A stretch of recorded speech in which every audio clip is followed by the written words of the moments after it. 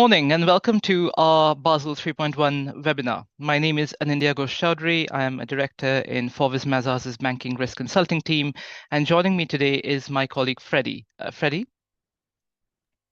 Hi there, everyone, and thank you for introducing me there in India. My name is Freddie Blake. So I'm an associate director here in the Prudential Risk team at Forvis Mazars. Been here for just over 2 years, and prior to joining the firm, I was at the Bank of England for a number of years in the Prudential Regulation Authority. Thank you very much, Freddie. Last month, the PRA finally published the second and the last installment of the Basel 3.1 rules, and it covered the main rules on, credit risk, disclosures, and reporting. This webinar is the second of the two Basel 3.1 webinars that we have hosted, and if you've missed the first one, I can give you some detail later on how to catch up.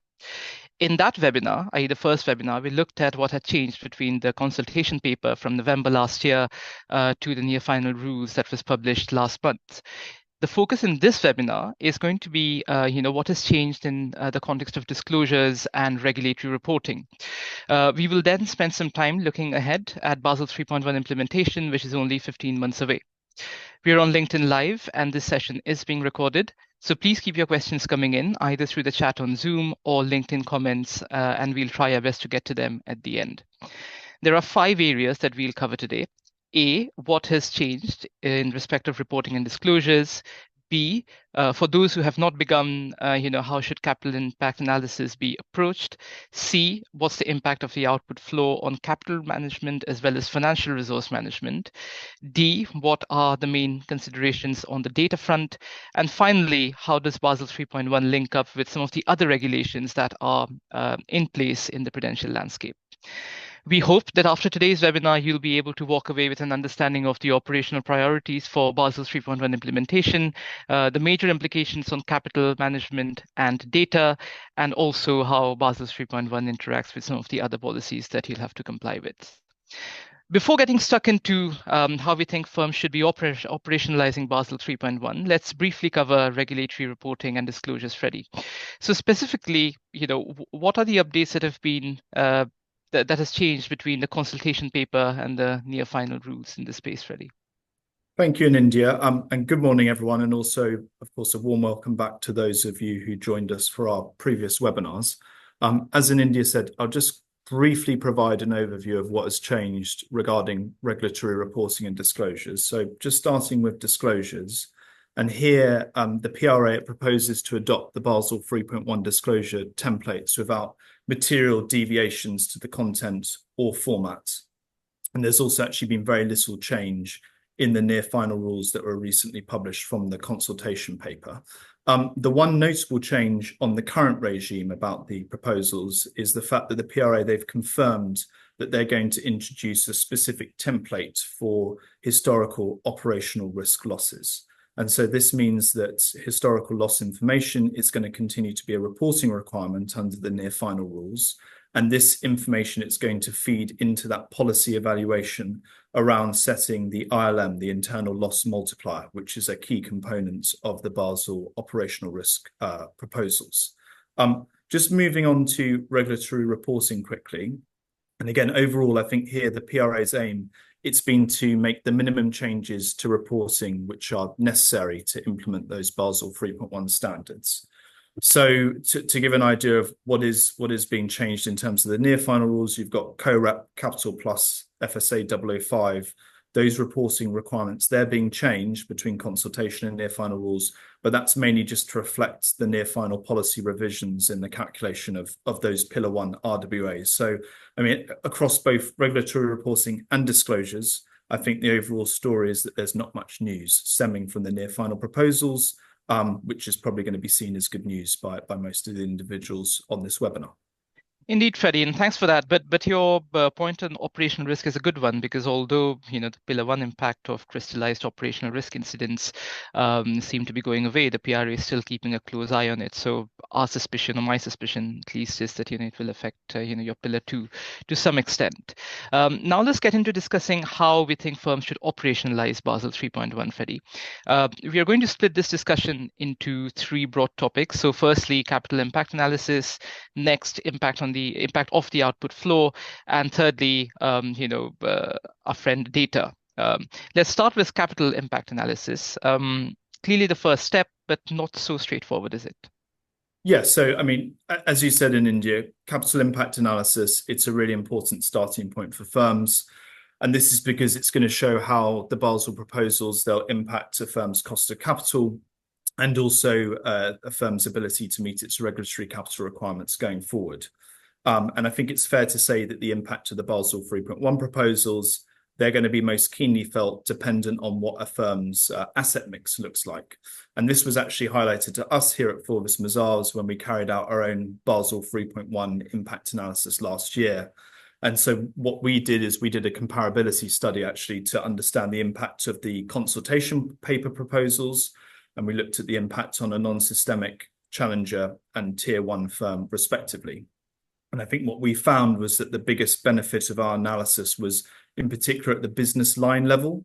So I think our view is that this type of business unit or business line focused analysis, it's quite helpful because it can then inform strategic considerations. And in particular, it could inform whether some of the firm's more marginal revenue drivers are worth continued investment and support under the new Basel 3.1 regime, given the revised risk weights. So just to give a crystallized example of what that might look like, when we did our analysis, removal of the SME discount factor, changes in definition of what constituted residential property, that fed through into pretty sharp declines in return on equity for those specific business lines in some of the firms that we analysed. And so this is, I guess, the type of bread and butter analysis that firms are going to need to perform as part of their real, baseline Basel 3.1 implementation response. Thank you, Freddie. So there's already a clear linkage that we can see between Basel 3.1 and business models and business strategies, which is quite an important point to take away. Let's now move on from Pillar 1 to Pillar 2A. There were a number of different structural adjustments that were made. Freddie, how will this feature in firms' capital impact analysis? Yeah, so that's right. So when you're undertaking a capital impact analysis for Basel 3.1, what you're going to need to bear in mind is the fact that there are a number of moving parts that firms are going to need to focus on outside of just Pillar 1 that I've mentioned. So firms are going to need to consider the fact that the PRA, they've indicated that Basel 3.1 implementation, it's going to be preceded or accompanied by an off-cycle Pillar 2A methodologies review. And so what's that going to include? We've already got indication that for both non-systemic and IRB firms, they're probably going to be Pillar 2A adjustments for SME lending and infrastructure lending exposures. As well as this, you're going to have a rebasing of firms' Pillar 2A operational risk and market risk requirements off the back of the new rules. And then for IRB firms specifically, you've got the fact that in the near final proposals for IRB, the PRA now proposing to restrict the use of quasi-sovereigns as well as central government and central bank exposures. And the PRA, again, is expected to address this in the form of some type of adjustment in Pillar 2A and actually in the form of some sort of capital add-on for those firms. So there are a number of different changes going on in Pillar 2A that are accompanying the Basel 3.1 changes. And then, of course, you've also got the fact that the underlying changes in risk weights caused by Basel 3.1, they're also going to have second-order impacts on things like Pillar 2B buffers. So, just to take a step back, I think in my view, there are essentially three main takeaways that firms are going to need to consider when carrying out their impact analysis. And so one is that there needs to be a focus on ensuring that there's a link in any capital impact analysis to the business line level. So it's not just around the overall capital impact on the entity. Two, I think it's really important, as I've discussed, to make sure that firms take into account any adjustments that may occur in Pillar 2A, especially over the next 12 months. And I think here it would be quite prudent actually to build in some additional capital headroom to account for the fact that these changes actually, the outcomes are still quite uncertain because the PRA hasn't provided that much detail on what this Pillar 2 review would look like. And three, I think firms also need to ensure that any impact analysis, it considers the wider effects of the Pillar 1 adjustments across the entire capital stack. And that includes, for example, those Pillar 2B macroprudential buffers, because those macroprudential buffers, the amount is informed by your risk-weighted assets in Pillar 1 that are changing under Basel 3.1. So I think overall, the summary of it really is that firms shouldn't just consider that basic what's changing line by line under the new regulation, what's changing in terms of differentials in risk-weighted assets, but they also need to think about the implications on the entire capital stack when performing their impact analysis. Thank you, Freddie. So what about the impact of introducing the output floor? What will IRB firms need to consider when responding to that change? So, I mean, for large banks subject to the output floor, I think there's going to be an increased impetus to gear capital around that binding constraint under the new regime, which is, of course, the output floor, that 72.5% of standardized RWAs. And so under the new regime, there's no longer as much incentive for firms, in inverted commas, to collect as many IRB models as possible, in the expectation that that's going to significantly reduce your overall capital requirement. So instead, what firms are going to need to do, compared to the current regime, is they're going to need to consider much more carefully what that optimal interaction is between your portfolio, your risk-weighted assets, and your active IRB model approvals. And firms are also going to need to consider, especially from a resourcing perspective, if they should actually shrink their pool of active IRB model approvals. And this is because, having many IRB models approved by the regulatory authorities, it's no longer going to necessarily lower your capital requirements. And that's due to that backstop, that output floor. There are also, I think, going to be potential areas where you can maximize the impact of your internal models. And by deprioritizing or descoping other IRB model approvals, you can actually minimize the cost of maintaining some of your models to regulatory standards, because that's not necessary under the new regime. So, as part of this whole process, I think firms are going to need to, firstly, they're going to need to enact a regular reassessment and adjustment of portfolios to maximize capital usage. But likewise, they're also going to have to do a regular reassessment and adjustment actually of IRB model approvals to maximize capital usage, but also maximize cost effectiveness. Yes, I definitely agree with that, Freddie. And something else we have both discussed before and after the publication of the near final rules is whether this will necessitate changes from a financial resource management perspective. Would you be able to elaborate on that a little bit more? Yeah, so I mean, I think centralization of financial resource management, it's also something that firms should consider, because first and foremost, it's going to allow for a more efficient allocation of capital. Just to give an example of what firms might think about doing. So at Forvis Mazars, we carry out RWA optimization services. And as part of this, what we do is we conduct internal modeling, we carry out standardized benchmarking, we would measure RWA approaches and treatment against this benchmarking analysis. That's something that, in particular, I think output floor constrained firms, they're going to need to focus on as part of their Basel 3.1 implementation response. And finally, one other thing to touch on is that and this is for all firms, is that they should consider how they measure performance and profitability. So this, and I've touched on this already, it should not just be measured across the business, but also at the level of different business lines. So I think firms, they should consider profitability measures like return on tangible equity and the like, because this reflects business performance measures that banks are held to by their shareholders.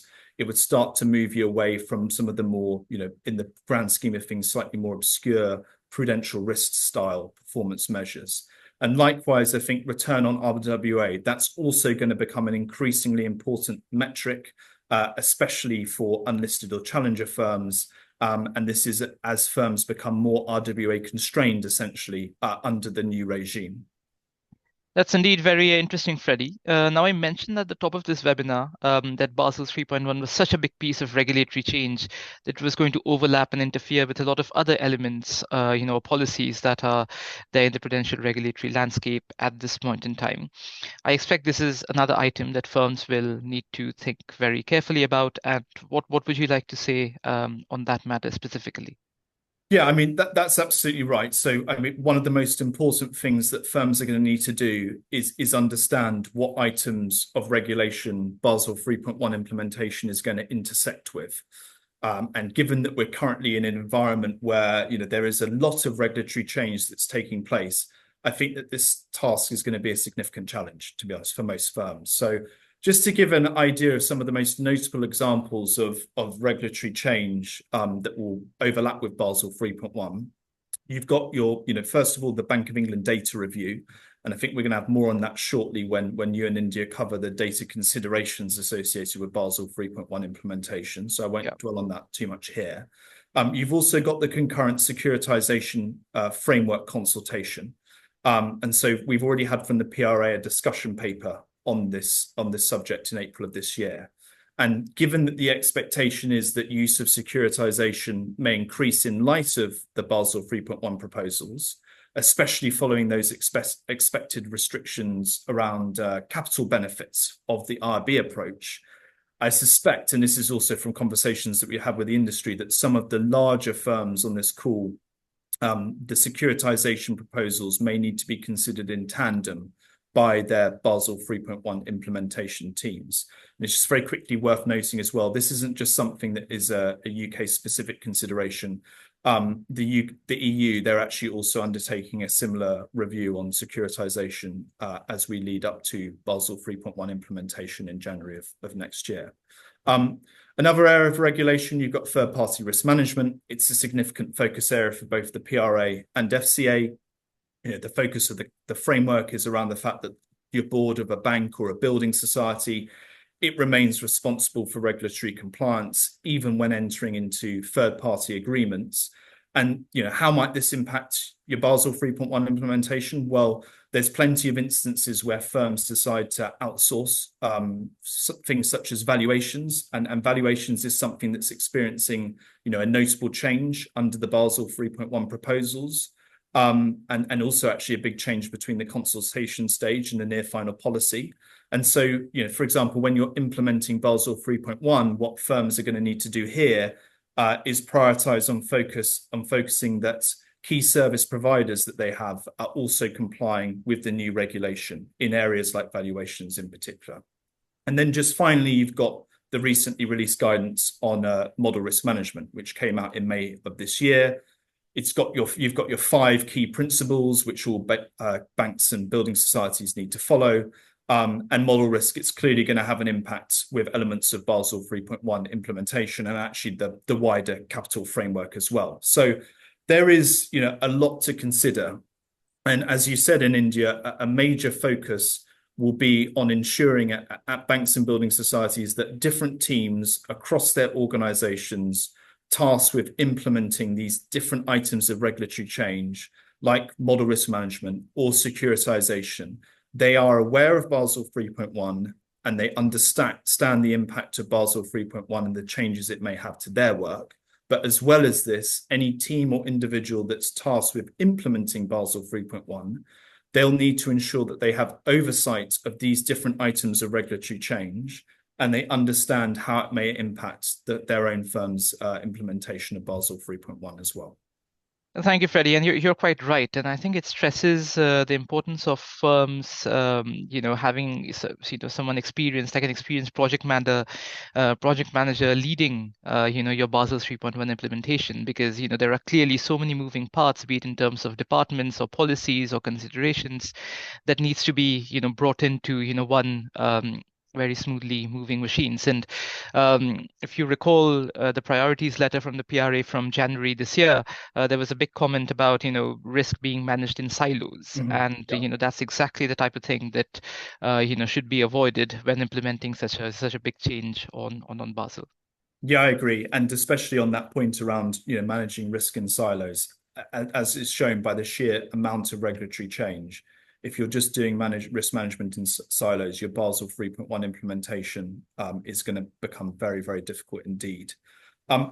So I think we're just going to switch things up now for the final third of the webinar, and I'm going to ask India some questions now. And we've covered the importance so far in the webinar that firms should assign to things like capital optimization. We've obviously just discussed the importance of conducting that detailed regulatory gap analysis and making sure that you're not, your risk management approach isn't too siloed. And we also spoke about the implications of things like the output floor. But I think it would be helpful for us to look at a topic which will be undoubtedly keeping some people awake at night, and not just related to Basel 3.1 specifically, but the topic is, of course, data.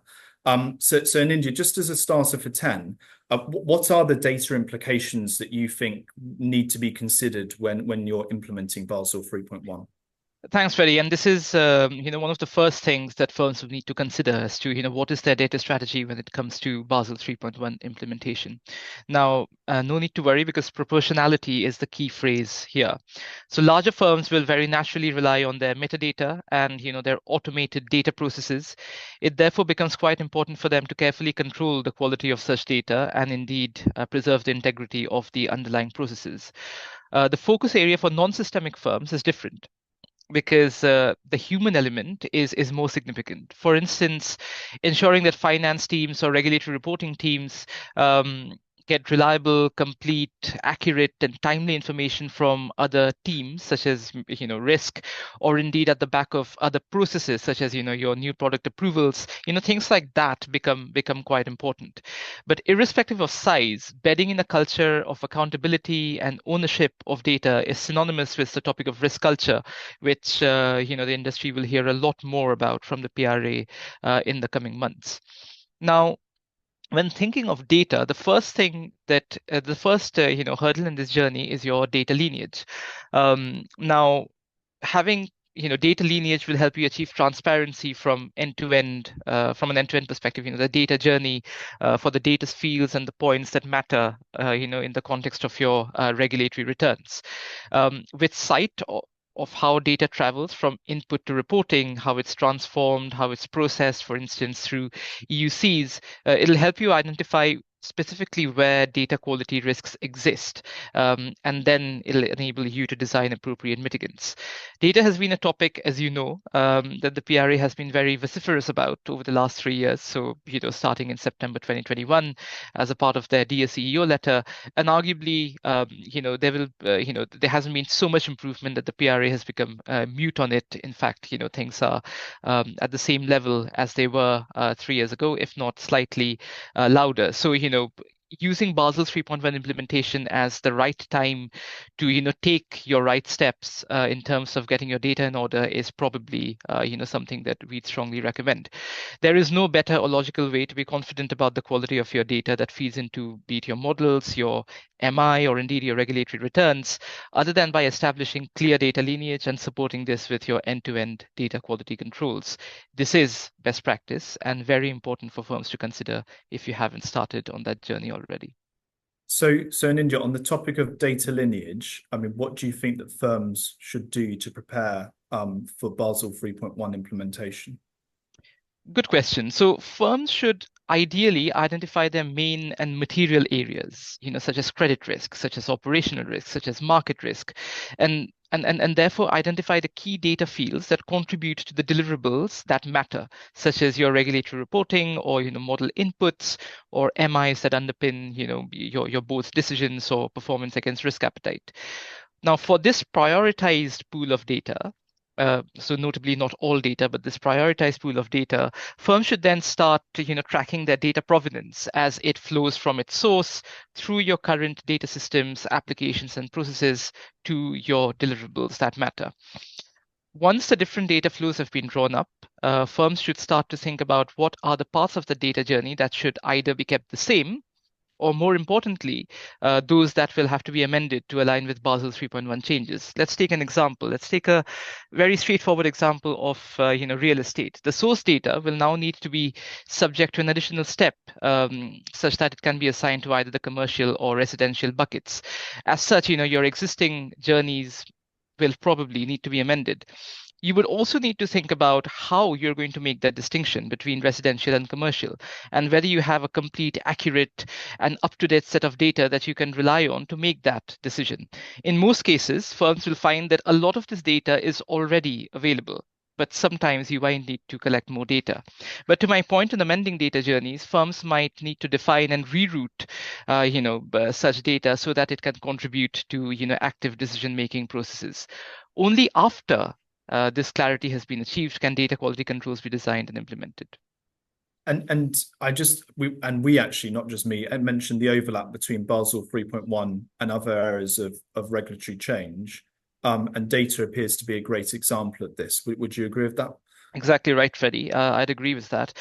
And this focus shouldn't come as a surprise to many firms, and data has now been a long-standing focus area of the regulator, as I mentioned just before. As you would know, several of the PRA skills person reviews of regulatory reporting has identified deficiencies with, data controls, data governance, data systems, and processes, and the PRA has said that they'll continue this focus, in the future, and more so as Basel 3.1 starts to take effect. The PRA also making long-term reforms on the way in which they collect data, as you know, as a part of a major ongoing program internally. The first phase of this work focuses on improving the information received on firms' counterparty exposures. The PRA have explicitly said that this review will be aligned with the Basel 3.1 and SDDT implementation, and we have already spoken to firms who, as a part of this data collection program, has been requested by the PRA to include certain information that will be under review of their Basel 3.1 implementation. Thank you, in India, for that. And just finally, I think it would be helpful to drill down in some Basel 3.1 specific examples where data will become increasingly important. And I think in particular, what I'd like to do is for us to cover very briefly valuations, which I think, as I mentioned earlier in the webinar, it's one area that's seeing quite a bit of change under the near final rules. And it's also where firms are going to need to consider the data impacts quite carefully. So could you just go into a little bit more detail around valuations and the implications of data there? Absolutely, Freddie, and this is a good area to cover because, as you know, valuations is both data rich and obviously has has been impacted by the Basel 3.1 proposals. Let's take the very simple example again, or in the context of the revaluation backstop every 5 years. Now, there are several data and logistical issues that may present themselves here.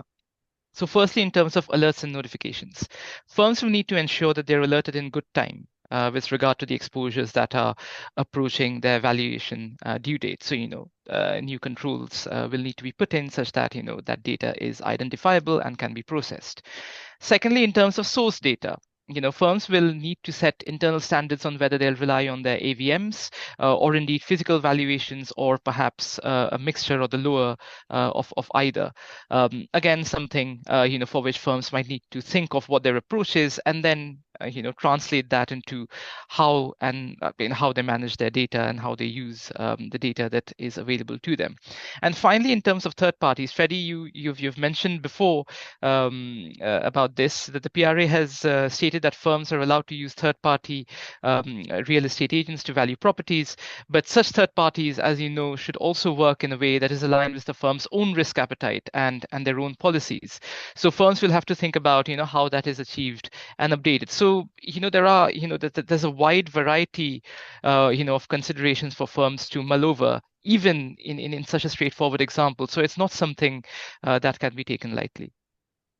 I think that brings to a close of what we wanted to say, Freddie. So I'm just going to check if there are any questions. And there are quite a few questions. So in the last 2 minutes, we may not have time to cover everything, but let's see how far we can go. So the first question that I have here, Basel 3.1 implementation, what will the regulator expect to see from a Basel 3.1 implementation perspective? And within brackets, we are a challenger firm.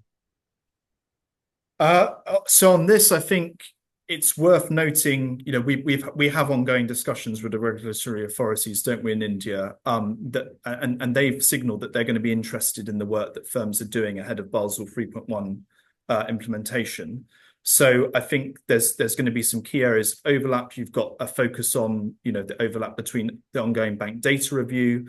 You've also got some practical items that the regulator is going to be focused on around, board understanding and awareness of Basel 3.1, capital impact analysis. I think for some of the larger banks, I'd imagine that focus there as well would be around implementation project plans, discussing this with accountable SMFs, especially during those continuous assessment meetings. I think for some of the smaller firms, there'll obviously be questions around, the decision making between whether you're going to choose the SDDT or Basel 3.1 framework. If that decision hasn't been taken yet, then when and why, etc. So there will be, I think, quite a lot of focus over the next 12 months from the PRA, and they've signalled that as such in the conversations that we've had with them, and also from conversations we've been having with firms when they've described their relationship with the regulatory authorities as well. So I think that that they're going to be quite hot on this topic going forward. Thank you, Freddie. I'm afraid we are at 10 a.m. and there are a few other questions that I can see which we'll have to take away. And we will, and those who have asked questions, we will get back to you with responses in due course. But on that note, thank you very much for attending our webinar. As you know, Forbes Mazars has a dedicated Basel 3.1 page that we keep updated with our latest analysis and intelligence. So please, keep a close eye on that. And with regard to some of the other questions that you have asked us, it will be our aim to get back to you on those as soon as we can. Thank you for attending, and thank you, Freddie.